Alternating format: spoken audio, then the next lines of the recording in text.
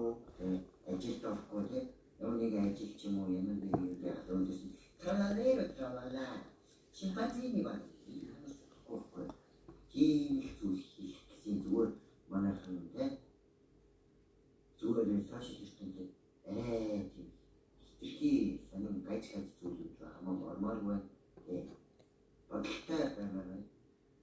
Тэрийг хэлээ та. За. Энэ удаагийн бичлэг маань энэ дуусчих юм. Яг нь би зүгээр 2005 оны настай надад энэ жоохон тийм санаад жиж магадгүй босдоо нэг юм байж магадгүй. Гэхдээ энэ зүгээр миний үжил бодол байсан гэдгийг дахин хэлээ. Явтай чи надад энэ бичлэг маань энэ дууссан үсэн та бүхэндээ баярлалаа.